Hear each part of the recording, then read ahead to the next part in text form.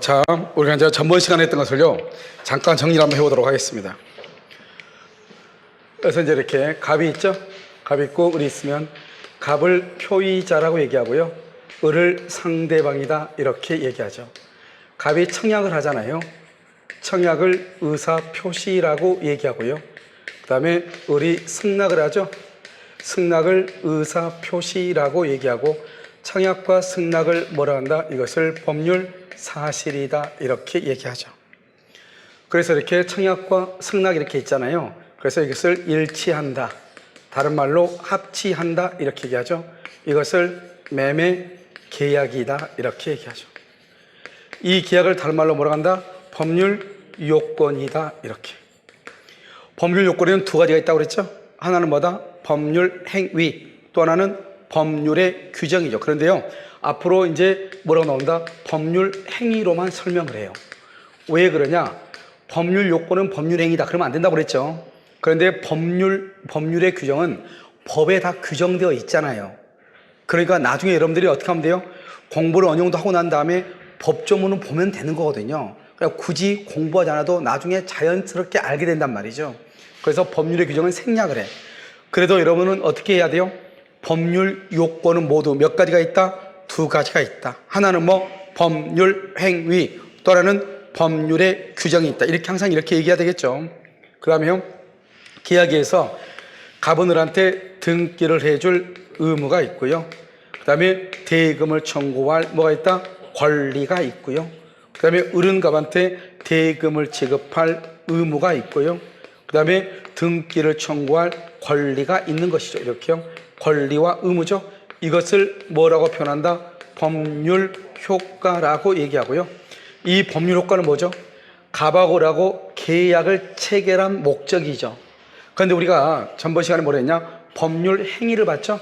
법률 행위는 의사표시의 수와 방향에 따라서 모두 몇 가지가 있다? 세 가지. 하나는 뭐? 단독, 또 하나는 계약, 또 하나는 합동행위죠. 그럼 여기서 이 법률행위죠, 이게 계약이잖아요.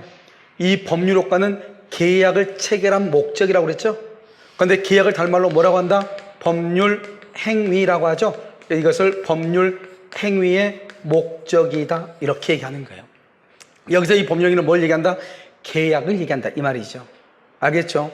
그 다음에 여기서 이제 봐, 이것을 항상 우리는 물건을 가지고 기준으로 한단 말이죠. 이 물건을 뭐라고 한다? 물건, 이건 건물이죠. 이것을 뭐라고 하냐면 권리의 객체라고 얘기하고요. 다른 말로 하면 지금 갑하고 을하고 계약을 하죠. 계약을 뭐라고 하죠? 법률행위죠. 법률행위의 목적물이라고 얘기하는, 목적물 이렇게. 알겠죠? 용어를 지금부터 보는 거죠. 지금 갑과 을은 집을 가지고 지금 이렇게 따지고 있잖아요. 이 집을 뭐라고 한다? 물건이라고 얘기하고요. 이것을 뭐죠? 이 집을 가지고 지금 갑과 을이 지금 등기를 청구하냐 마냐, 권리가 뭐죠? 소유권이죠. 권리를 가지고, 권리의 대상이죠. 대상. 객체란 말은 권리의 대상이라는 게 뭐냐, 지금 갑과 을이 지금 이 논쟁을 하고 있는 게 뭐냐 이 말이죠. 그것을 객체라고 얘기하는 것이죠. 그 다음에 이것을 뭐죠? 법률 행위죠. 법률 행위의 목적물이라고 얘기하는 거예요. 무슨 말인지 알겠죠? 이것을 목적물 이렇게 얘기하죠. 그 다음에 이것을 목적이라고 하고, 다른 말로 이것을 법률행위의 내용이라고 얘기하죠. 참 복잡하죠. 응? 우리는 여기 봐봐요. 청약을 뭐라 한다? 의사표시 법률 사실이라고 하고, 계약을 뭐라 한다? 법률 요건, 다른 말로 법률행위라고 얘기하고, 등기하고 대금을 뭐라 한다? 법률 효과, 다른 말로 법률행위의 목적, 다른 말로 법률행위의 내용이라고 얘기하고, 이 집을 뭐라 한다? 물건이고, 다른 말로 권리의 객체, 다른 말로 법률행위의 목적물이라고 얘기하는 거예요. 이건 목적이고, 목적의 대상이 되는 물건을 목적물이라고 얘기하는 거예요. 지금 이해됐죠, 지금? 자, 그럼 우리가 전번 시간에 의사표시라고 하는 말을 했죠. 의사표시. 그럼 의사표시는 뭐예요? 누가? 표의자가 뭐 한다? 원한다. 원한다. 다른 말로 뭘 한다? 의욕한다. 이렇게 얘기했죠? 원한다, 의욕한다. 뭐를요? 대금하고 등기, 다른 말로 법률 효과를 원한다 이 말이죠. 그것을 의사표시라고 얘기한다 이렇게 얘기했죠. 자, 그럼 첫 시간에 했던 거 다시 한번 볼까요? 이렇게요. 권리하고 의무가 있죠. 이것을 뭐라고 표현해요? 권리, 의무, 관계라고 얘기하잖아요. 이 권리와 의무를 줄여가지고 뭐라고 한다? 권리, 관계라고 얘기하고요. 이러한 권리, 관계로 이루어진 것을 뭐라고 한다? 법률, 관계라고 얘기하는 것이고요. 이러한 법률, 관계하고 비교되는 것을 무슨 관계라고 한다? 인간관계다. 그래서 인간관계는 뭐가 없다? 권리와 의무가 없다. 이렇게 얘기를 했고요. 그 다음에 이런 법률 관계로 이루어진 법을 무슨 법이라고 한다? 무슨 법이라고 한다? 실체법이라고 하고요. 실체법에 의해서 발생한 권리를 실현시키고 의무의 이행을 강제하는 법을 무슨 법이라고 한다? 절차법이다. 이렇게요. 우리 민법은 무슨 법이다? 실체법이고 권리와 의무 관계를 다루는 법이다. 이렇게 얘기를 했단 말이죠. 이해되셨죠? 그리고 전번 시간에 우리가 뭘 하나 봤냐? 다음 주에서 법률 요건이 아닌 것은, 이걸 문제를 한번 풀어봤죠? 그 법률 요건이 아닌 것은 뭘 얘기한다? 법률 효과를 묻는 것이죠. 이것은 뭐고? 원인이고, 원인. 이것은 뭐다? 결과니까 원인이 아닌 것, 결국 결과를 묻는 거죠. 항상 이렇게 시험은 비교되는 것으로 시험이 나온단 말이죠. 무슨 말인지 알겠죠? 비교. 자, 그 다음에요. 법률 요건은 두 가지가 있죠? 법률 행위와 법률의 규정. 그런데 법률의 규정은 일단 뭐라고? 일단 생략을 하고, 법률 요건은 법률 행위라고 보면은 법률 행위는 먼저 무슨 요건이 있냐? 성립 요건이라고 하는 것이 있어. 이 법률 행위를 다른 말로 뭐라고 한다? 다른 말로 뭐라고 얘기해요? 계약이라고 얘기하죠. 여기 계약이잖아요. 계약이 성립했다는 것은 뭐라고 한다? 체결했다 이 말이죠. 계약을 체결하려면, 성립하려면 뭐라고 해야 되냐? 일반적 성립 요건하고 여기요 특별 성립 요건, 이렇게 두 가지로 나누어져요. 일반적 성립 요건은 뭐가 있어야 된다? 계약은 당사자가 있어야 돼요. 당사자는 갑하고 을이요. 당사자, 그 다음에 뭐다? 목적이요. 그 다음에 뭐가 있어? 의사 표시. 이렇게. 여기 봐봐, 여기는 분명히 법률 행위의 목적이죠. 그런데 그냥 이것을 목적이라고도 얘기해. 그냥 이것을 내용이라고도 얘기해. 이것을 뭐란다? 법률 효과라고 그래. 법률 효과를 뭐라 한다? 대금하고 등기를 얘기를 해. 그래서 대금과 등기를 법률 효과, 법률 행위의 목적, 그냥 목적, 법률 행위의 내용, 그냥 내용이라고 얘기한단 말이죠. 아시겠죠? 그래서 여기요 목적은 뭘 얘기한다? 대금하고 그 다음에 등기를 얘기하고요. 여기 의사표시죠? 의사표시는 뭐가 있어야 돼요? 청약하고 뭐가 있어요? 승낙이 있어야 되겠죠? 단독행위는 의사표시가 몇 개만 있으면 돼? 하나만. 계약은 의사표시가 몇 개? 두 개인데 청약과 승낙이 반드시 뭐가 있어야 돼? 합의가 있어야 된다. 아까 계약은 뭐라고 얘기했죠? 서로가 대립한다 이 말이죠. 그런데 몇 개가? 두 개가. 그런데 결론에서 뭐가 있어야 돼? 합의가 있어야 돼.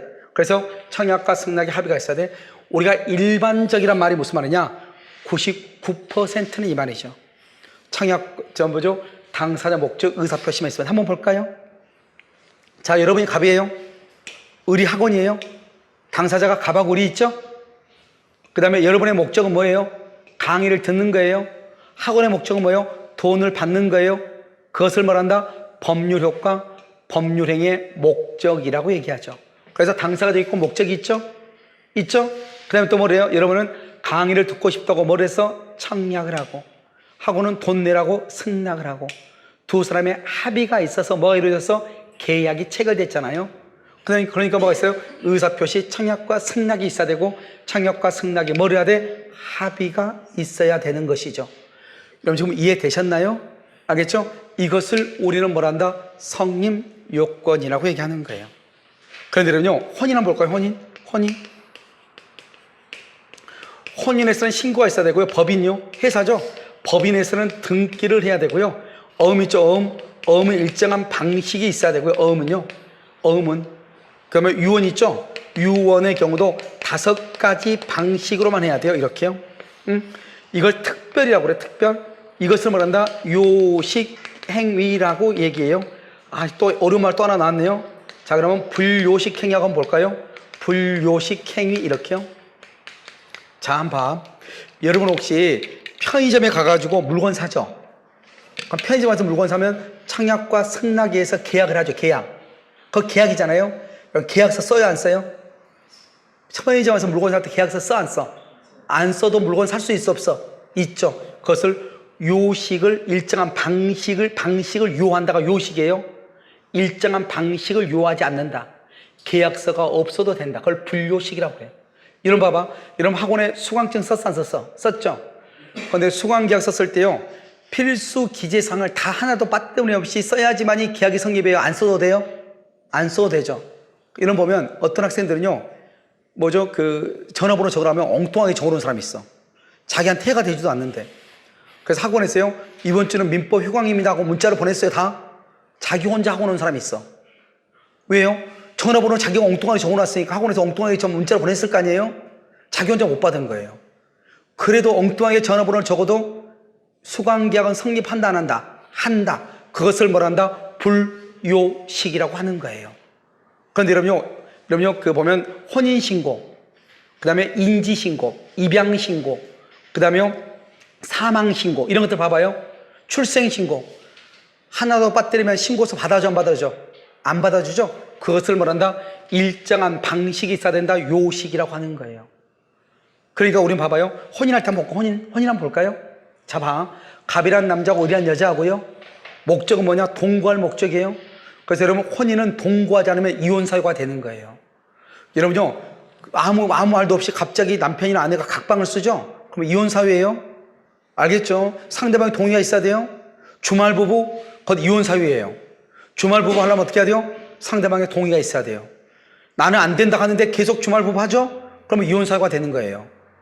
여러분 지금 무슨 말인지 알겠죠? 그래서 동거할 의무가 있어야 돼요. 목적이요. 그 다음에 청혼을 하고 승낙을 해야죠. 그럼 봐봐. 내가요, 갑이요, 을한테요, 너 나하고 결혼할래? 내가 청혼하고 승낙했어. 그러면 부부예요? 부부는 무조건 뭐가 있어야 돼요? 혼인 신고를 해야 돼. 신고, 혼인 신고. 세 가지만 있으면 되는 게 아니라고. 신고까지 해야 되는 거라고. 그런데 여러분 봐봐요. 학원의 원장님하고 혼인 신고해야지 강의 들을 수 있어요? 안 해도 들을 수 있어요? 안 해도 들을 수 있죠? 그러니까 수강계약은 신고가 없어도 된다 이 말이죠. 여러분요, 내가 남의 아파트를 살 때요, 그 집 남편하고 내가 혼인신고해야 돼요? 안 해도 돼요? 안 해도 되죠. 편의점에 가서 음료수나 사요? 편의점 주인하고 내가 혼인신고해야 돼요? 안 해도 돼요? 안 해도 되죠. 99%는 그런 것이 필요가 없다 이 말이죠. 그런데 일정한 경우는 반드시 법이 요구하는 절차를 밟아야 되는 것들이 있단 말이죠. 그것을 일정한 방식을 갖춰야 된다. 요식이라고 하는 거예요. 알겠죠? 대부분이 가족법에 관한 것은 다 신고 같은 거 방식이 있어야 돼요. 혼인신고, 이혼신고, 출생신고, 사망신고, 입양신고, 파양신고, 인지신고 다 일정한 방식이 있어야 돼요. 여러분 주민등록 전입신고할 때 관계 서류에 대해서 서류 자문 작성하면 받아도 안 받아주죠? 안 받아주죠. 그걸 바로 뭐냐? 일정한 방식을 요한다 이런 말이에요. 그 다음에 법인이 뭐죠? 회사죠. 회사는 정관을 작성하고요, 등기를 반드시 해야 돼. 등기하지 않으면 우리는 비법인이라고 그래요. 법인이 아니다. 어음 있죠? 어음 수표할 때 어음 있죠? 어음을 발행할 때는 일정한 방식이 있어야 돼요. 유언을 할 때 유언은 내 멋대로 유언하는 게 아니에요. 아버지가 돈이 있는데 사망하기 직전에 큰아들한테 뭐뭐를 주기로 이렇게 했는데 기분 나쁘다고 나 안 줄래. 그렇게 하면 안 돼요. 유언을 하려면 일정한 방식, 5가지 방식 외에는 절대로 안 돼요. 말로 할 수 있어. 말로. 알겠죠? 구술로 할 수 있어. 그 다음에 손으로 쓸 수 있어. 자필. 우리가 손으로 글씨 못 쓰는 사람이 있잖아요. 내가 만약에 마비가 됐어. 어떻게 손으로 써요? 그럴 때는 어떻게 할 수 있죠? 말로 할 수 있죠, 유언을. 그 다음에 공정증서에 의해서 할 수 있어요. 공정증서. 알겠죠? 그 다음에 또 뭐냐면 우리가 이제 비밀증서에 의해서 또 할 수 있어요. 비밀증서. 우리가 비밀리 할 수 있잖아요. 그 비밀증서. 이렇게요, 유언은 일정한 방식이 있고 그런 거 외에는 절대로 유언으로 받아주지 않아요. 그러니까 반드시 그렇게 해야만이 유언이란 말이죠. 그런 방식 하나도 어기면 유언이 아니에요. 그것을 요식이라고 얘기해요. 이 요식 행위를 말한다. 특별 성립 요건이라고 그래요. 이 특별한 것은 원래는 3가지만 있으면 모든 계약은 되지만 특히 혼인에 있어서는 뭐가 있어야 되고, 세 가지 플러스 뭐가 있어야 되고, 신고가 있어야 되고, 법인의 경우는 이 세 가지 말고도 뭐가 있어야 되고, 법인 설립 등기가 있어야 되고, 이 말이라니까요. 알겠죠? 이 특별 성립 요건을 뭐라고 한다? 무슨 행위다? 요식행위다. 이렇게 얘기를 하죠. 그래서 여러분요, 한번 본단 말이죠. 자, 3번 한번 봐봐. 3번 문제 3번 한번 봐봐요. 여러분 거기 3번을 보면 뭐라고 되어 있죠? 유언, 대리권 수여. 대리권 수여는 내일 좀 대신해서 처리해달라고. 법인 설립, 혼인, 어음 중에서 요식행위가 아니고, 요식행위를 뭐라고 한다? 이퀄 특별 성립 요건이죠. 요식행위가 아닌 것? 그럼 뭐가 정답이에요? 뭐가 정답? 대리권 수여죠. 대리권 수여. 알겠죠? 그렇게 찾아가는 거예요. 알겠죠? 그러니까 여러분 어떻게 나와요? 봐봐요. 다음 중에서 요식행위가 아닌 것은 이런 것들이 아닌 걸 찾아라. 이런 말이잖아요, 지금요. 이해되셨죠? 자, 그럼 또 한번 볼까요? 여기 한번 봐. 자, 이런 모든 것들을 다 갖추죠? 갖추면 법인행위가 성립했다고 하고요. 하나라도 갖추지 않으면 불성립이라고 그래요. 불성립이다. 불성립 뭐라고 한다? 꽝이라고 그래. 꽝. 이런 거 혹시 복권 지난주에 샀어요? 복권 꽝 됐나요? 그걸 불성립이라고 하는 거예요. 알겠죠? 그럼 법인행위가 성립했죠? 성립했다고 해서 다 되는 게 아니에요. 그 성립한 것이 뭐가 있어야 돼요? 효력이 있어야 돼요. 그것을 효력 요건이다. 자, 그러면 이제 우리가 뭘 보느냐? 성립해야지 뭐가 나온다? 효력이 나온다. 성립하지 않으면 처음부터 효력이라고 하는 말은 나올 수가 있다, 없다? 없다. 이것을 얘기해. 봐봐. 불성립이면 효력이란 말이 나올 수가 없는 거예요. 구조를 보라고요. 구조를. 알겠죠, 지금? 먼저 뭐가 있어야 된다? 성립이 있어야 되고, 그 다음에 효력이죠?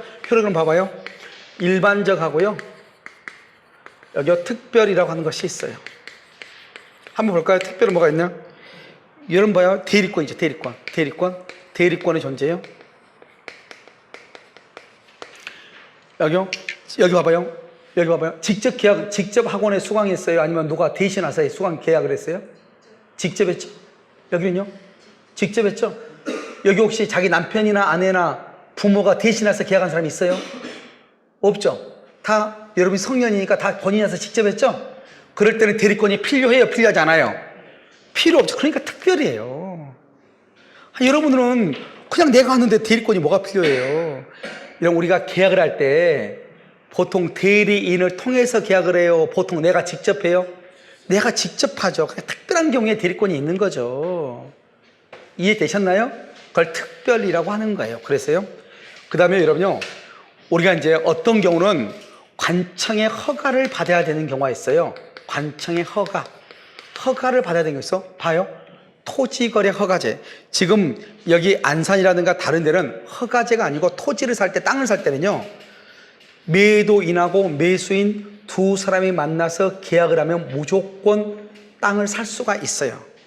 그런데요, 지금 이번에 3기 신도시가 5개가 있죠. 5개. 어디가 있죠? 저기 보면 일산 하나 있고, 인천 계양 하나 있고, 그 다음에 또 어디 가냐? 하남 하나 있고, 하남. 경기도 과천시 있죠? 거기 하나 있고, 그 다음에 남양주 왕숙지구가 있고, 5개가 있단 말이죠. 이 5개가 3기 신도시로 지정을 하면서 거기 지정된 그 안에 있는 땅 있죠? 토지를 사고 팔고 할 때는 국가의 허가를 먼저 받으라. 허가격으로 묶어버렸어요. 그러니까 그런 지역은 토지를 사고 팔고 할 때는 어떻게 해야 돼요? 계약만 하면 안 돼요. 뭐가 있어야 돼요? 허가를 받아야만 돼. 그런데 그 외에 나머지 땅들은, 우리나라 대한민국 땅은 사고 팔고 할 때 국가의 허가가 필요해요? 필요하잖아요? 필요하지 않죠?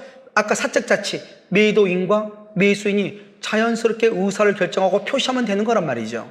아시겠죠? 그러니까 그것은 특별하다 이 말이죠. 그 다음에요, 법정 대리인의 동의. 법정 대리인의 동의요. 미성년자 있죠. 우리나라는 참 특이하게요, 15살짜리가 아파트를 2채, 3채 가지고 있단 말이죠. 그런데 이 만 19세에 이르지 않는 자가 이 집을 사고 팔고 할 때는 법정 대리인, 부모의 동의가 있어야 돼요. 알겠죠? 그런데 여러분요, 보통 거래를 할 때 미성년자의 거래가 많아요? 성년자의 거래가 많아요? 대부분 다 성년자죠. 만약에 미성년자가 거래를 할 때는 이런 거잖아요. 그래서 그것을 특별 효력 요건이라고 하는 거예요. 그 다음에 여러분요, 조건의 성취 조건, 조건을 붙이거나 기한의 도래, 기한이 있는 것이 있죠. 기한, 조건이나 기한. 이런 볼까요? 여러분은 내년 언제까지 강의를 듣는다고 지금 계약이 돼 있죠? 내년 8월 31일까지 돼 있죠. 어떤 분들은 10월까지 다 시험 칠 때까지 계약한 사람도 있어요. 그럼 학원에서 좀 더 DC해 주거든요. 어차피 강의 들을 거 10월 말까지, 10월 시험 칠 때까지 한꺼번에 등록을 한 사람이 있죠. 그럼 뭐 어차피 등록할 건데요. 좀 더 싸니까요. 그렇게 하는 사람도 있고. 그렇지 않고 8월 말까지 보통 했죠. 8월 말에 여러분의 강의를 들을 수 있는 것이 1차적으로 끝나는 거예요.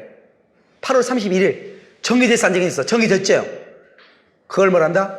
그걸 종기라고 그래. 종기. 끝났다 이 말이죠. 그것을 기한이라고 그래. 기한. 우리 지금 강의는요 11월 11일부터 시작이 되는 거죠. 스타트했다. 그걸 시작이라고 그래. 그걸 시기라고 그래. 그래서 8월 31일 날 끝나죠. 그걸 종기라고 그래. 이게 딱 정해져 있어 안 정해져 있어? 계약을 할 때 딱 정해져 있죠. 그러니까 그것을 그런 경우만 아니고 다른 경우는 이런 것이 반드시 정해진 건 아니죠. 부부간의 사이에서요 우리는 1년만 부부다. 그걸 계약간 부부라고 하죠. 그것도 우리 법에서 인정하지 않아요. 알겠죠? 자식한테요 말 안 한다고 해서 너 말 들을 때만 내 아들이고 말 안 들으면 내 아들 아니다. 말이 돼 안 돼? 안 돼. 그런 조건이나 기한 같은 거 붙일 수 있어요 없어요? 없단 말이죠. 조건 붙일 수 있죠. 조건. 내가 너한테 차를 사주는데 시험에 합격할 때까지만 합격하면 차 사줄게. 너 2차 타고 학원 다녀. 그리고 합격하면 차 돌려줘. 합격하면 이런 것을 조건이라고 한단 말이죠. 우리가 보통 보면 가정에서 얘기를 보면 거의 대부분 조건부가 많아요. 자식이 뭐라고 하죠? 엄마 나 게임 좀 해도 돼요? 숙제하면 게임해. 엄마 나 이거 사주면 안 돼요? 너 나중에 시험 쳐가지고 1등 하면 사줄게. 남편이 뭐라고 그래요? 아내가요? 우리 해외여행 한번 가면 안 돼? 다음 달에 보너스 나오면은 가자. 뭐 이렇게. 뭐뭐 하면. 조건부로 많이 한단 말이죠. 근데 우리가 보통 얘기할 때 다 그러니까 아니죠? 우리 커피 마시러 갈래요? 그러면 오늘 기분 좋으면 마시러 갑시다. 그런 말은 잘 않잖아요. 그러니까 보통의 경우는 조건이나 기한이 있는 것은 아니죠. 특별한 경우에 조건이나 기한이 있으면 그 조건이나 기한도 도래해야 된다. 이 말이죠. 이것을 특별이다. 이렇게 얘기를 해요. 아시겠죠? 그 다음에 여기서 이제 봐봐요. 여기서 이제 당사자가 있고요. 그 다음에 목적이 있고요. 그 다음에 의사 표시 이게 있단 말이죠. 그런데 이제 강의를 할 때 제가 왜 이것을 중요시하게 생각하냐면 이 구조를 잘 모르면 민법 총칙을 이해하는데 너무 힘들어요. 알겠죠? 근데 대부분의 선생님들이 이 얘기를 설명을 거의 안 할 거예요. 그런데 여기는 너무너무 중요해. 알겠죠? 그럼 여기서 보면 자 이제 봐봐.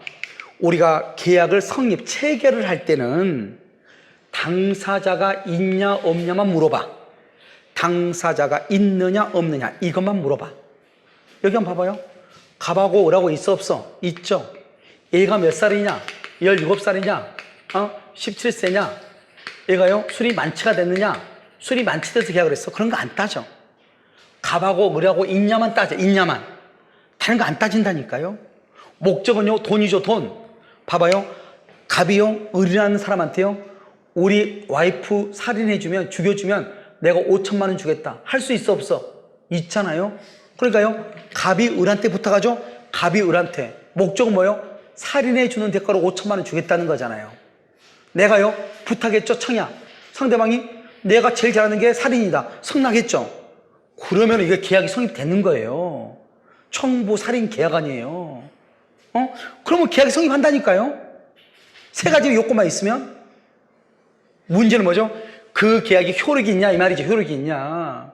진짜로 이 사람이 내 아내를 죽였어. 그럼 나는 돈을 줘야 되느냐 이 말이죠. 돈을 주려면 어떻게 해야 돼? 그 체결했던 계약이 유효가 돼야 돼? 무효가 돼야 돼? 유효가 돼야지 계약을 줄 거 아니에요. 그러니까 계약이 성립은 성립이고 그 성립한 것이 효력이 있느냐 없느냐 이것을 여기 와서 따지는 거예요. 이제 그것을 효력 요건이라고 하는 거예요. 그래서 계약이 성립했다고 해서 다 유효가 되는 것이 아니고 성립했어도 뭐가 될 수 있다? 무효가 될 수도 있어 없어? 있다. 그런데 성립할 때는 그런 거 따져 안 따져? 안 따져. 두 사람이 무슨 말을 했는지 뭐 때문에 했는지 따지지 않는다니까요. 남편을 살해하기 위해서 했는지 어쩐지 따지지 않는다니까요. 갑과 을이 있고 목적이 있고 청약과 승낙이 있어가지고 합의가 되면 무조건 계약은 성립해. 성립한 계약이 효력이 있느냐 없느냐 다시 따져보는 거예요. 그걸 우리는 효력 요건이라고 하는 거예요. 그럼 여기 한번 봐봐요. 지금 당사자가 누구죠? 갑하고 을이죠? 갑하고 을이 권리 능력이 있느냐? 있다 없다? 없으면 사망이라고 그래요. 권리 능력이 없으면 의사 능력이 있느냐? 의사 능력이 있다 없다? 없으면 무효라고 그래요. 행위 능력이 있느냐 없느냐? 행위 능력 없다 그러면 취소할 수 있다고 하고 있다 그러면 유효라고 얘기를 해요. 그래서 뭐가 나오냐? 아까 우리 법률 행위는 뭐라고 했죠? 의사표시의 수와 방향에 따라서 하나이면 뭐 단독, 두 개이면 계약, 두 개 이상이면 합동행위. 다시 단독, 계약, 합동행위 이렇게 나눴죠. 그런데 봐봐, 우리 지금 여기 보면 법률행위를 지금 하고 있죠. 법률행위. 법률행위는 성립 요건이 있고 효력 요건이 있단 말이죠. 성립으로는 뭘 구별하냐? 성립이냐 불성립을 구별을 해. 근데 효력 요건, 법률행위 효력에 따라서 유효와 무효와 취소로 구별을 하는 거예요. 다시 법률행위는 의사표시의 수와 방향에 따라서 단독과 계약과 합동행위로 이루어져. 그 다음에 효력이 있냐 없냐를 가지고 어떻게 구별한다? 유효, 무효, 취소로 구별하고 성립을 기준으로는 성립과 불성립을 구별하고 성립한 후에는 효력을 기준으로 유효냐, 무효냐, 취소를 구별을 해. 그래서 법률행위는 기본적으로 몇 가지가 있냐? 의사표시의 수에 따라서 단독, 계약, 합동행위, 효력에 따라서 유효, 무효, 취소 세 가지. 다시 법률행위는 효력 여부에 따라서 뭐 유효, 무효, 취소, 의사표시의 수와 방향에 따라서 단독, 계약, 합동행위 이렇게 나누는 거예요.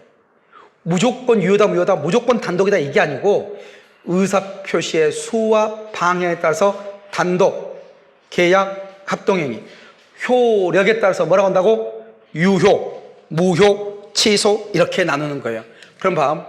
지금부터 이제 권리 능력, 의사 능력, 행위 능력을 잠깐 설명하는데 권리 능력은 뭐냐? 사람이 생존하는 동안 생존은 뭐냐? 출생해서 사망할 때까지 사망을 뭐라 한다? 맥박이 뭐지야 돼? 맥박 종지사 출생보다 전부 노출이다 이렇게. 자 그럼 봐. 어제 TV를 잠깐 봤더니 뭐가 나오냐면 뱃속에 있는 태아를 남편이요 자기 애인이 임신했는데 낙태를 하니까 안 하니까 발로 배를 막 찼더라고요. 그랬을 때 이 뱃속에 있는 태아가 그러면 상해를 입었겠어 안 입었겠어? 입었겠죠.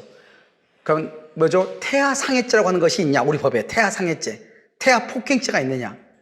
우리 법에는 그게 없거든요. 낙태아에 대해서는 낙태죄밖에 없거든요. 그런데 지금 현재 낙태죄를 검찰청에서요 처벌하라 그래서 처벌하지 못하겠어? 처벌 못하겠단 말이죠. 일정한 요건을 둬가지고 이러이러한 경우는 뭐 강간을 당했다거나 또는요 뭐죠 우리가 근친 상가 같은 거에서 애를 낳아서 안 되는 경우라든가 또는요 경제적인 뭐로 인해서 뭐 애를 키울 수 없는 뭐 능력이 없거나 여러 가지 이런 요건들도 있어. 그런데 요건도 보면 모든 사람들이 다 낙태를 해도 괜찮다 이런 뜻이 한마디로 말하면 기본적으로 요건만 뒀을 뿐이지. 그래서 지금은 현재 실질적으로 낙태죄가 법에는 있지만 낙태를 해도 되는 낙태 허용 국가로 이제 우리나라가 인정이 되는 거죠. 법적으로. 알겠죠? 그래서 이제 곧 아마 내년쯤에 아마 법이 개정이 될 거예요. 헌법재판소에서 개정을 하고 그랬거든요. 낙태를 무조건 금지하지 말고 요건을 둬가지고 구별하라고 그랬거든요. 그래서 이제 우리나라는 원칙적으로 낙태죄가 허용이 되는데 일단 우리는 낙태죄만 법에 나와 있고 낙태 폭행이라든가 태아 폭행이라든가 태아 상해죄라고 하는 것은 없거든요. 내 말 무슨 말인지 알겠죠? 왜요? 태아는 생명체인 것은 사실이지만 사람으로는 보지 않는 것이에요. 우리나라는 사람으로 언제 사람으로 보냐? 우리 민법상으로 사람은 엄마의 자궁 속에서 아이가 완전히 빠져나와야 돼. 알겠죠? 그걸 전부 노출이라고 그래. 그런데 형법에서 사람은 언제냐? 엄마가 아기를 낳기 위해서 진통이 시작될 때부터를 사람으로 봐. 그러니까 엄마가요, 애를 낳기 위해서 진통하고 있고 막 소리 지르고 그러니까요, 남편이 와서 술 마시고 와가지고 시끄럽다고 배를 차가지고 애가 죽었다. 그러면 그건 살인죄가 돼. 무슨 말인지 알겠죠? 살인죄예요. 그러니까 언제 죽였냐에 따라서 완전히 달라져. 그런데 민법상으로는 아직도 사람이다, 아니다? 아니다. 사람은 언제 사람이다? 자궁으로 완전히 빠져나와야 돼. 그걸 전부 노출이라고 그래. 그럼 언제 사망이냐? 사망은 우리 보면 드라마 같은 거 보면 의사가 가지고 천직이 되고 12시 25분 37초에 운명하셨습니다. 그런 말 해 안 해? 하죠? 심장이 멎었다 이 말이죠. 맥박이 멎어야 돼. 뇌사 상태. 먼저 뇌사 상태가 오고 뇌 기능이 마비되고 나중에 이제 맥박이 멎는단 말이죠. 그러면 뇌 기능이 뇌 기능이 없어질 때가 아니고 언제라고? 맥박이 멎었을 때. 그걸 사망으로 봐. 그러니까 우리는 권리 능력은 생존하는 동안. 그래서 여러분 봐. 여러분 지금 내 강의 소리 들려요? 아, 들려? 여러분은 권리 능력이 있는 거예요. 권리 능력? 그럼 여러분 만약에 누가요? 남편이랑 누가요? 야, 너는 왜 이렇게 아무 능력도 없이 그러니? 그러면 발끈해야 돼요. 무슨 소리냐고. 내가 무슨 능력이 있는 자인데, 권리 능력이 있는 자인데. 알겠죠? 여러분은 무슨 능력이 있어? 권리 능력은 다 있어. 출생할 때부터 언제까지? 맥박이 멎을 때까지. 잘생겼니 못생겼니 여자니 남자니 따지지 않아요. 묻지도 않아요. 알겠죠? 묻지도 않고 따지지도 않고 무조건 다 권리 능력이 있어. 여러분은 능력자예요. 무슨 말이야, 그랬죠? 아, 능력이 있다잖아요. 근데 의사 능력은 뭐죠? 의사? 간호사 친구가 의사잖아요. 그러면 의사 능력이 있으면 또 무슨 능력이 있어야 돼? 간호사 능력도 있어야 돼요? 그게 아니고 의사 능력이라는 것은 아까 말했죠. 의사가 뭐가 의사죠? 자신이 무슨 말을 하는지를 스스로 뭐라고 결정을 해야 되죠. 이 결정한 것을 표시하라고 그랬죠. 의사 능력이라는 것은 자신이 결정한 것을 표시했는데 이게 무슨 의미인지를 이해할 수 있는 능력. 독일 민법에서는 만 7세 이하는 의사 능력이 없다고 돼 있어, 법에는. 그런데 우리 민법에는 그런 말이 없단 말이죠. 우리나라 독일나라 사람이나 지적 수준이 똑같잖아요. 그러니까 독일에서 만 7세는 우리나라 보면 9살 정도 된단 말이죠. 됐죠? 초등학교 한 2, 3학년 정도. 그 정도가 된 사람은 요즘 어린애들 봐봐. 쪼매난 애들 식당 가서 엄마하고 얘기하는 거 봐봐. 엄마하고 대화가 되잖아, 요즘 애들은. 하도 핸드폰을 많이 봐가지고. 엄마보다 더 똑똑해요, 어떤 애들은. 엄마가 그게 무슨 말인지 모르겠는데? 이래. 할아버지는 더 모르죠, 애들보다. 그러니까 요즘 애들은 8살 정도, 9살 정도 되면 뭐가 있다? 의사 능력이 있다. 그러니까 엄마한테 얘기하죠. 엄마, 1,000원만 주세요. 왜? 500원은요, 연필 사고 500원은 떡볶이 한 컵 사 먹고 올게요. 돈의 가치를 알고 있다, 모르고 있다? 알고 있다. 그것을 의사 능력이 있다. 이렇게. 그러면 오늘 여러분요, 이렇게 어려운요, 중세시대 때 4대 학문이 있죠. 중세 4대 학문. 첫 번째 뭐다? 의학, 법학. 지금 법학이죠? 신학, 그 다음에 철학. 이 네 가지가 4대 학문이죠.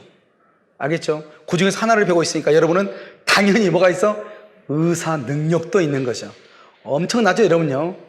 그런데 이 의사 능력이라는 것은요, 의사 능력은 여러분이 오늘 저녁에요, 민법을 강의 첫 시간 딱 들었는데, 이거 오늘 너무 많은 용어를 해가지고 남들은 아는 것 같은데 나는 모르겠어. 그래서요, 남편이나 친구하고 한잔해요. 한잔하고 나서 필름이 끊기죠? 끊기면은 내가 무슨 말을 하는지 안다, 모른다? 모른다. 어쩔 때는 처음에는 웃다가 울다가 공부 잘해보겠다 하다가 안 한다고 했다가 민법 쉽다고 했다가 민법 무슨 말인지 모르겠다 별의별 소리 다 하죠? 아침에 일어나서 뭐라고 그래? 어제 필름이 끊겼다 이 말이죠. 이 사람은 뭐가 있다? 자기가 술 취한 사람은 술은 취했다가 한다, 술 취하지 않았다가 한다. 술 취하지 않았다가 하죠. 그게 바로 술 취한 거죠. 뭐예요? 알겠죠?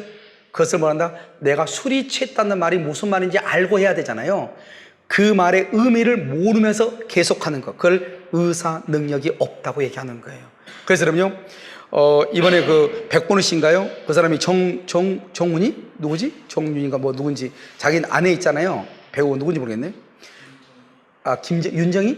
윤정희 씨인가? 그분이 치매에 걸리셔가지고 백본우 씨가 그러는데 이제는 완전히 밥 먹고 나서 밥 달라고 막 그런다잖아요. 자기 딸한테 누구세요? 그런다잖아요. 그분은 뭐가 없어요? 내가 지금 누구인지, 밥을 먹었으면 배가 부르니까 밥을 달라고 하면 안 되죠. 그런데 밥을 또 달라고 한단 말이죠. 우리가 밥을 달라고 하면 배가 고파야 되는데 배가 고프다는 것을 인지를 하고 있다, 못하고 있다? 못하고 있죠. 그 사람은 의사 능력이 없는 상태예요. 이해되셨죠, 지금? 자, 그 다음에 행위 능력은 뭐냐? 행위 능력은 유효하게 할 수 있는 능력이죠. 그럼 참 어렵죠. 뭘 유효하게 할 수 있는가? 그럼 반대로 해석하면 돼. 유효하지 않게 되는 것을 취소할 수 있다고 그래. 행위 능력이 없는 걸 뭐라 한다? 행위 능력이 없는 것, 이것을 뭐라고 표현하냐? 그것을 제한 능력자라고 얘기를 하는 거예요. 제한 능력자, 능력이 제한되어 있다, 이 말이죠. 없다는 게 아니고 유효하게 할 수 있는 능력이 일시적으로 제한되어 있다. 뭐가 있다? 미성년자가 있어요. 미성년자는 만 19세에 이르지 않는 자, 그 다음에 피성년 후견인이라고 하는 것이 있어요. 피성년 후견인, 피한정 후견인이라고 하는 것이 있어요. 예전에는 한정치산자, 금치산자라는 말이 있었는데 2013년에 바뀌었어요. 그래서 피성년, 피한정인데 뭐냐 봐봐. 피성년과 피한정은 정신적 장애예요. 신체 아니에요. 여러분요, 우리 지금은 돌아가셨죠? 누구죠? 블랙홀 이론을 처음으로 만들었던 사람 누구죠? 호킹 박사. 호킹 박사 보면은 신체적으로는 아예 움직이지 못하잖아요. 근데 그 사람은 정신은 멀쩡하잖아요. 그러니까 신체적 장애가 아니고 정신적 장애로 일처리, 사무를 처리할 능력이 부족하다. 사무를 처리할 능력이 부족하면은 그것을 피한정이라고 그래요. 사무를 처리할 능력이 상실돼서 없어. 그걸 뭐란다? 피성년이라고 얘기하는 거예요. 그럼 피라는 말은 뭐냐? 우리 가정법원으로부터 성년 후견 개시 심판, 가정법원의 판단을 받은 사람을 피성년이라고 해요. 가정법원의 판단을 받은 사람을 피한정이라고 얘기하는 거예요.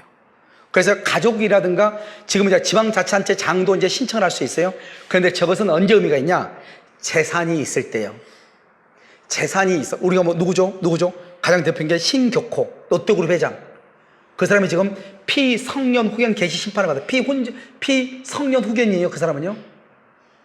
그 집 누나가 신격호의 누나가 후견으로서 대리인으로 돼서 법정 대리인으로. 그래서 신격호 씨가 지금 치매에 걸리셨잖아요. 그러니까 일을 처리를 못한단 말이죠. 그러니까 그 집 누나가 신격호 씨를 성년 후견 개시 심판을 내려달라 해서 법원에 신청을 해가지고 법원으로부터 허가를 받았어요. 그래서 신격호 씨는 지금 뭐냐? 피성년 후견인이에요. 그래서 신격호 씨가 롯데그룹 할 때 뭐 잘못했냐 안 했냐 해가지고 이 선고를 받기 전에 법원에서 호출을 받았단 말이죠. 그래서 법원에서 그 사람한테 물어봤단 말이죠. 이런 말 저런 말. 그때 신격호 씨가 치매 상태에 있기 때문에 법원장에 출두를 했는데 어린아이처럼 막 괴성을 지르면서 집에 가고 싶다고. 그러니까 그분은요, 사무 처리 능력이 돼요, 안 돼요? 안 돼 있죠. 결여돼 있어. 그래서 뭐란다? 그래서 피성년 후견이라고 해가지고 그 사람이 재산상 법률행위라면은 그때는 뭐 할 수 있어? 취소를 해. 그러니까 저걸 누가 처리해요?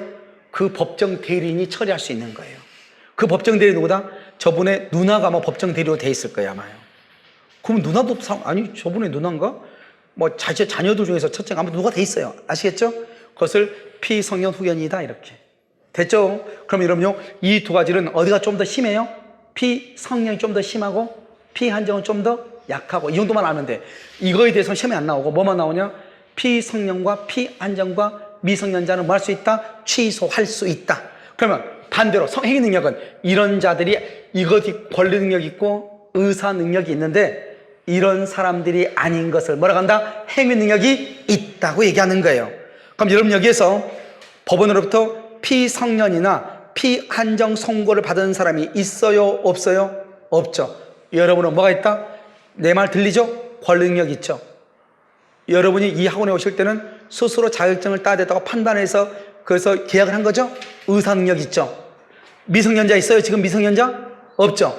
피성년, 피한정 법원으로부터 허가를 받아야 돼. 심판을 받아야 돼. 심판 받은 사람이 있어 없어? 없죠. 그래서 여러분은 무슨 능력이 있다? 행위 능력이 있다. 이렇게 얘기하는 거예요. 이해되셨죠 지금? 그래서 그럼 봐봐, 이제. 자, 우리가 계약을 할 때는 당사자가 있느냐, 없느냐만 따져. 계약을 할 때는 당사자가 있느냐, 없느냐만 따져. 여기는 당사자 있잖아요. 몇 살이냐 안 따져. 을은 17살이고, 갑은 술이 많지 했죠. 그것은 효력에 와서 따져. 효력에 왔더니 당사자가 권력력 있죠? 살아있죠, 지금? 의상력이 지금 둘 다 한 사람은 17살이니까 을은 의상력 있죠? 문제는 갑이죠. 갑은 술이 지금 어떻게 됐어? 많지 않은 상태란 말은 지금 판단 능력이 있다 없다? 없죠. 그래서 을은 행위 능력이 없어서 취소하죠. 17살이니까. 그런데 갑은 뭐가 없어? 의사 능력이 없어서 무효를 주장할 수 있는 거예요. 그래서 술 취한 사람하고 17살짜리가 계약을 하면 술 취한 갑은 자기는 필름이 끊겼다고 해가지고 뭐를 주장하고? 무효라고 주장을 하고, 17살짜리는 17살 미성년자라고 해서 뭐를 주장하고? 취소를 주장할 수 있다. 이런 말이죠. 이해되셨나요? 자, 봐. 계약을 체결할 때는 그런 걸 따져 안 따져? 안 따져. 어디 와서 따져? 여기 와서 따진다 이 말이죠. 효력에 와서.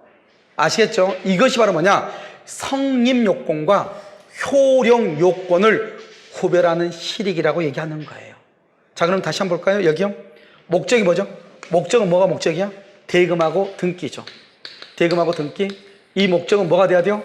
확정이 돼야 돼요. 확정. 그 다음에 가능성이 있어야 돼요. 적법성이 있어야 돼요. 사회적으로 타당성이 있어야 돼요. 자, 봐봐. 여러분, 이게 이제 중요한 것은 뭐냐면, 여기, 아까 목적이 아까 이런 뭐라고 그랬죠? 돈이죠? 돈 한번 볼까요? 내 남편을 살해해주면 5천만 원 준다 했어. 그럼 어떻게 돼요? 돈 준다 했잖아요. 그러면 계약은 성립한 거예요. 청부 살인 계약은 성립하는 거예요. 그것이 효력이 있느냐? 효력 한번 볼까요? 갑하고 을하고는 둘 다 권리 능력이 있잖아요. 둘 다 청부 살인에 대한 능력이 이해가 있어 없어? 있잖아요. 둘 다 성년이죠. 행력이 있죠. 이제 여기서 일단 따져. 이제 목적은 5천만 원 준다겠죠. 5천만 원은 목적은 확정이 됐죠. 5천만 원 준다고 했으니까. 알겠죠? 그 목적이 뭐라다? 가능한가 가능하지 않은가? 줄 수 있어 없어? 있죠. 5천만 원 이상 돈이 있으니까. 파산 선고 받다 그러면 돈은 못 주겠죠? 5천 주고 갑은요 건장한 신체 남자로서 사람을 살인할 능력이 되죠.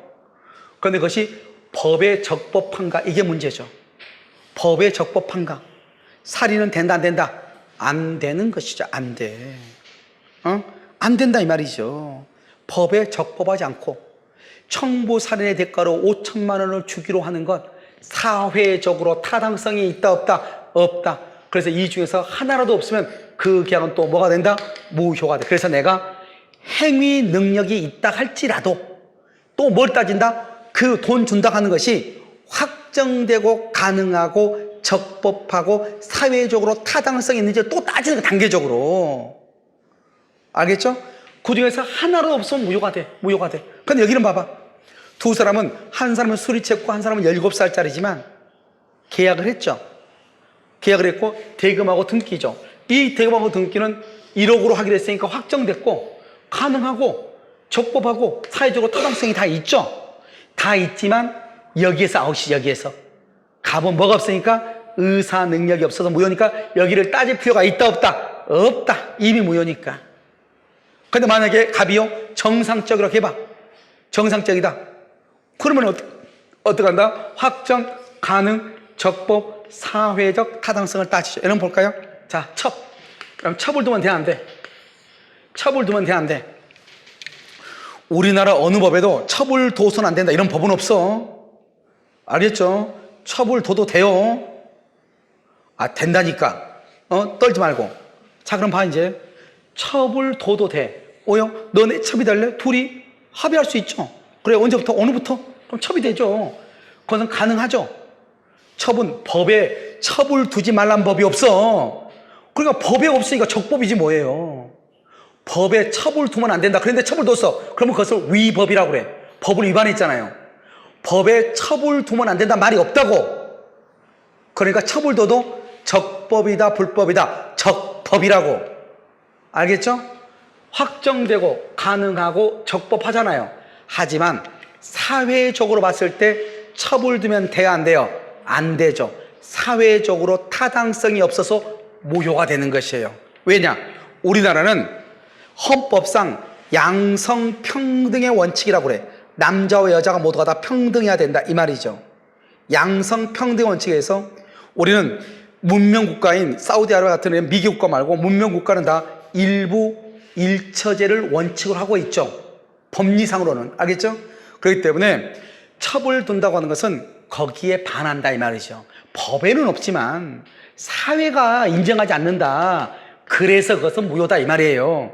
이렇게 순서적으로 따지는 거. 그래서 아무리 법에 적법해도 사회적으로 타당하지 않으면은 유효이다 무효이다? 무효이다. 그래서 하나라도 없으면 무효가 돼. 따질 때 어떻게 따진다?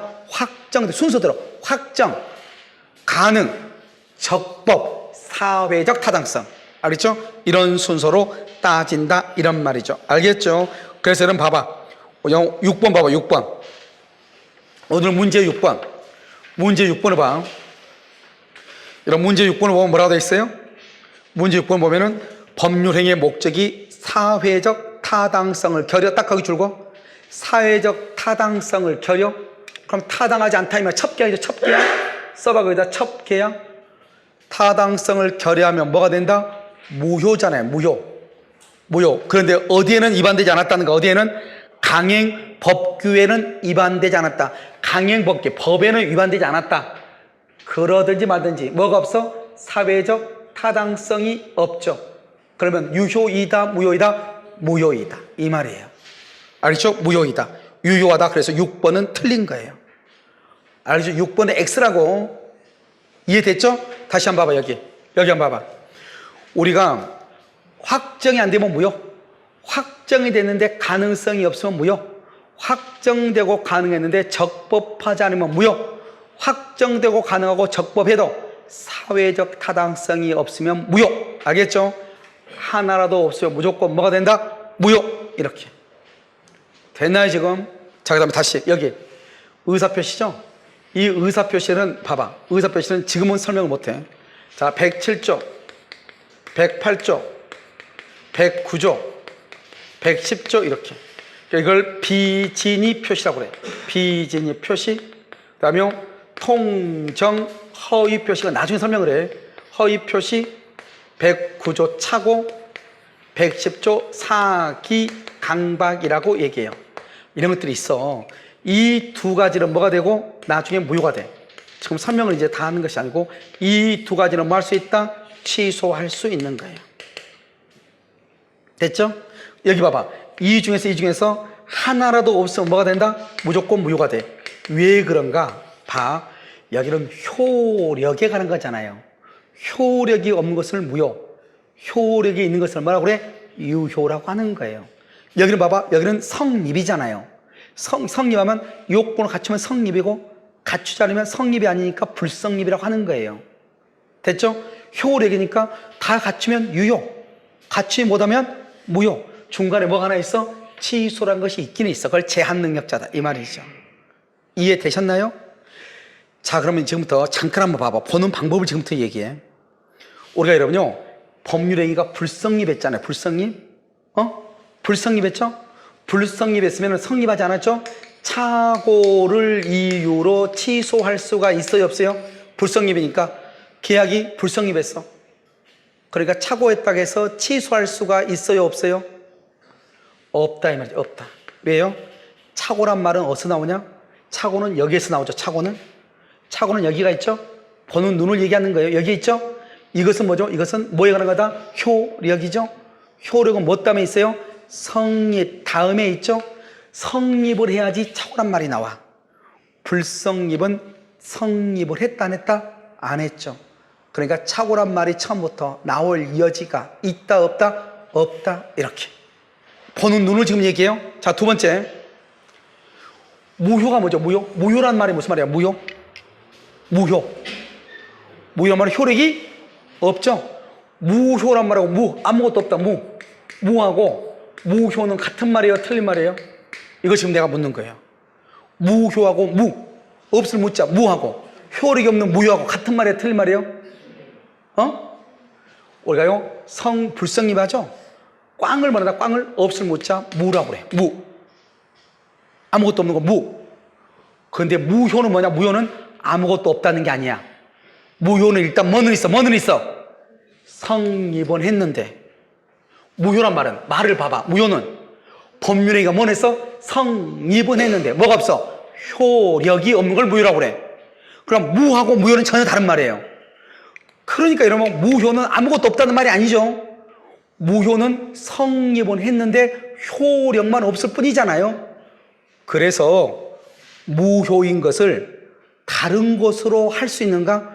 무효행위 전환, 무효행위 추인, 일부 무효의 법리 이런 말이 나와. 나중에 배워. 그러니까 여기서 중요한 말은 뭐다? 무라는 것하고 무효는 같은 말이다, 틀린 말이다, 틀린 말이다. 무효는 언제 나오는 말이다? 성립하고 난 다음에 나온 말이다.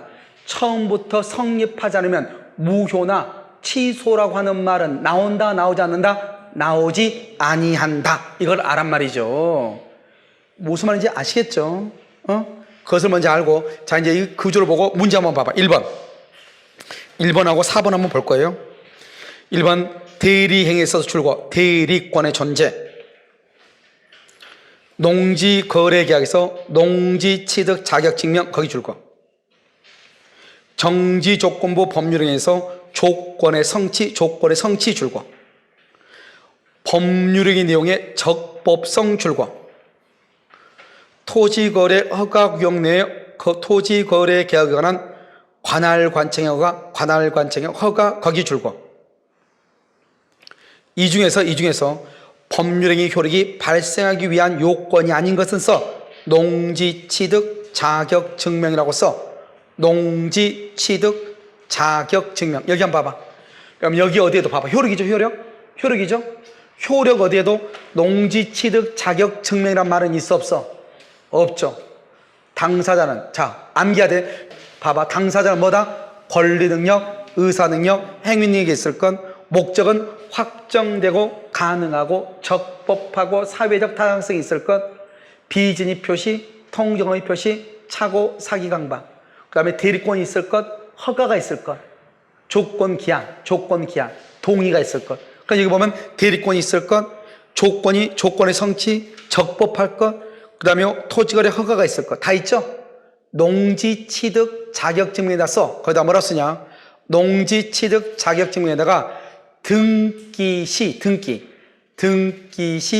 제출 서류에 해당. 이렇게.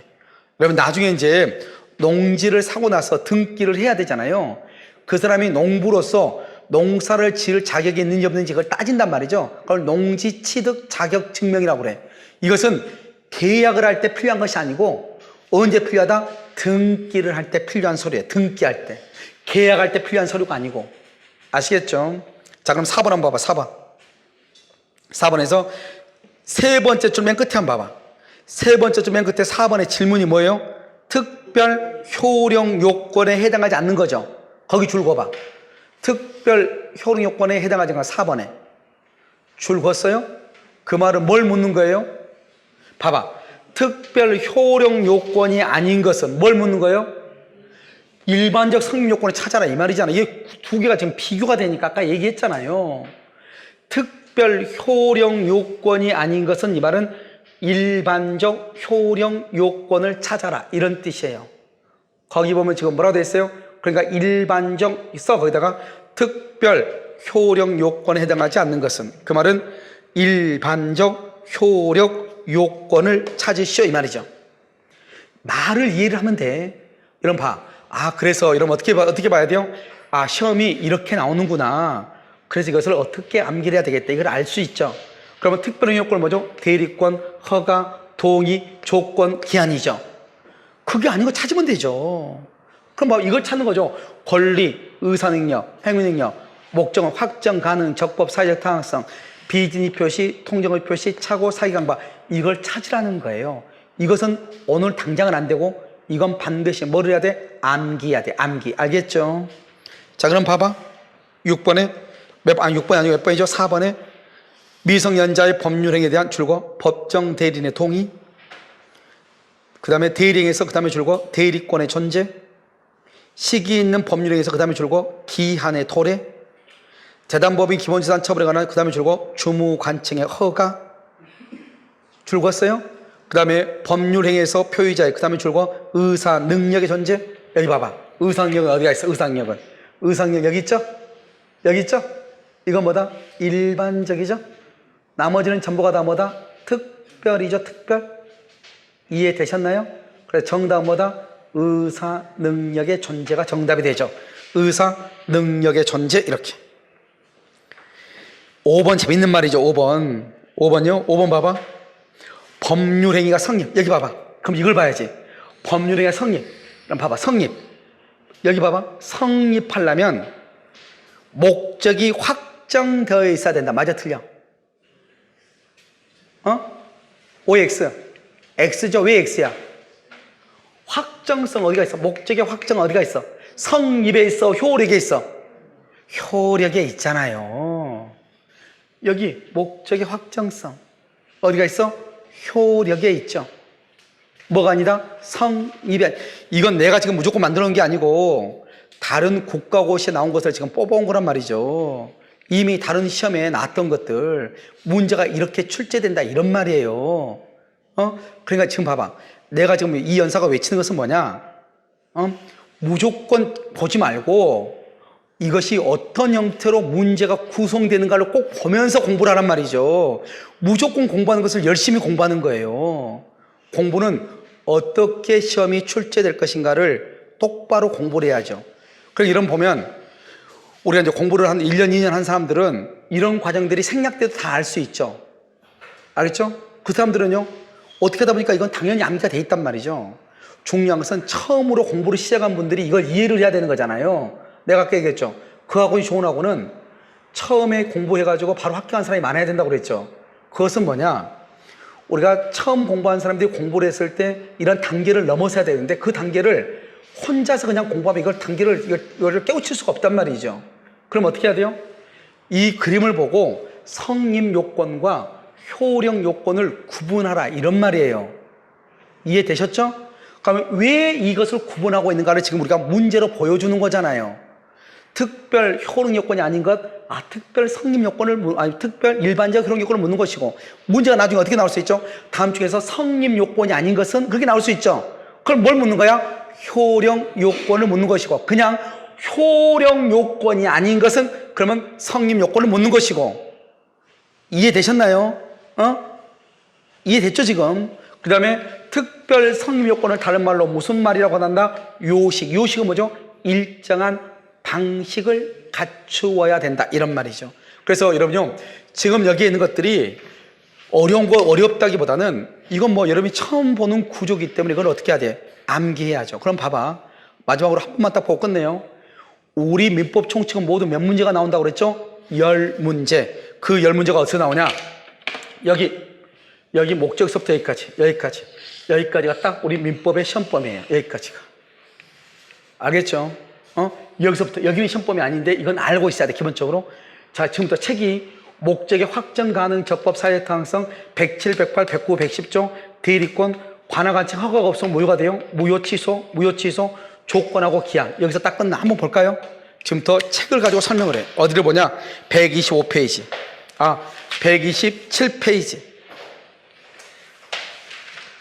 자, 이제 책을 봐. 127페이지 봤어요? 거기 봐. 뭐라고 돼 있어? 목적 봐봐. 목적으로 돼 있죠, 제목이? 여기 봐. 목적 확정 가능 적법 사회적 타당성 돼 있어 안 돼 있어?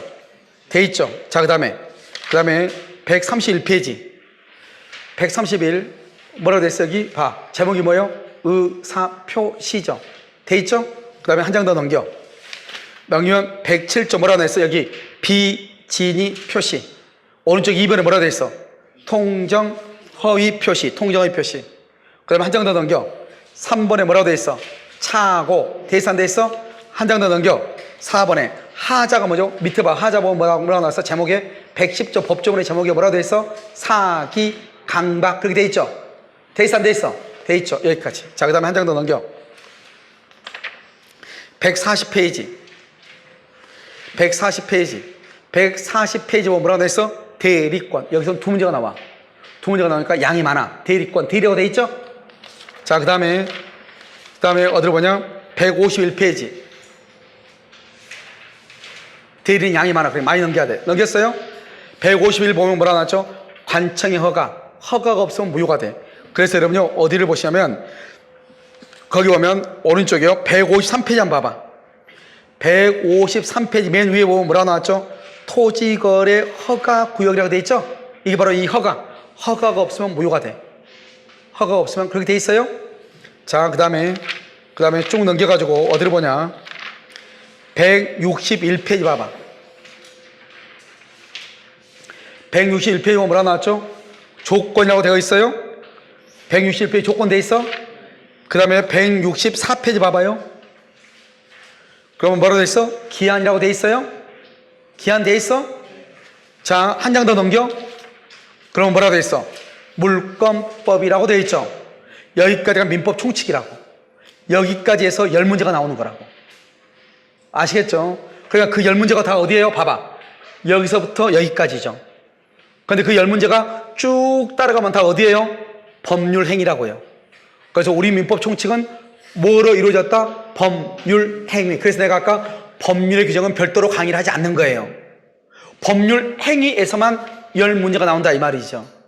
법률 행위는 반드시 뭐가 있어야 돼? 의사표시가 있어야 돼. 그러니까 법률 행위하고 의사표시의 이해가 돼야지 우리가 민법 총칙 10문제를 맞출 수 있다고. 여러분 지금 이해되셨나요? 이걸 이해를 못하고 책을 보면 큰일 나죠. 자, 그 다음에 봐. 내가 만약에 강의를 여기를 해. 여기 하다가 내가 비진이 표시를 펴세요. 그러면은 뒤로 책을 넘겨야지. 앞으로 책을 넘기는 사람이 있어.